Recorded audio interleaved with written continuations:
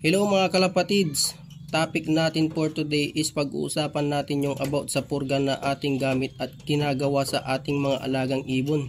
So ayun po, ito po ay in out. Ito po pala ay mabibili sa mga agri-supply. Bago pala ako magbigay ng pamurga ay dapat walang laman ang butche ng ating alagang ibon para make sure na matanggal lahat ng bulate. Halimbawa, Lunes ng umaga nagbigay po tayo ng patuka, sa hapon po ay hindi na tayo magbibigay ng patuka. So Martes po ng umaga ay magbibigay tayo ng in out o pamurga.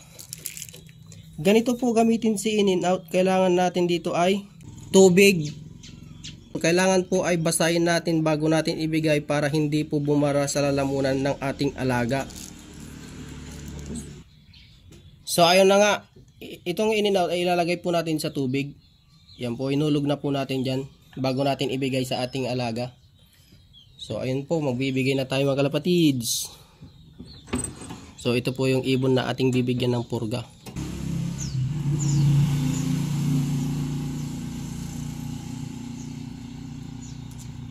So ayun po, natapos na po nating bigyan ng pamurga mga kalapatids.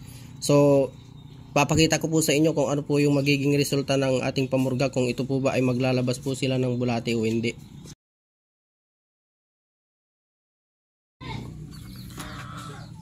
So ayun po mga kalapatids, ipapakita ko po sa inyo kung ano po yung resulta ng ating pagpupurga after 2 hours.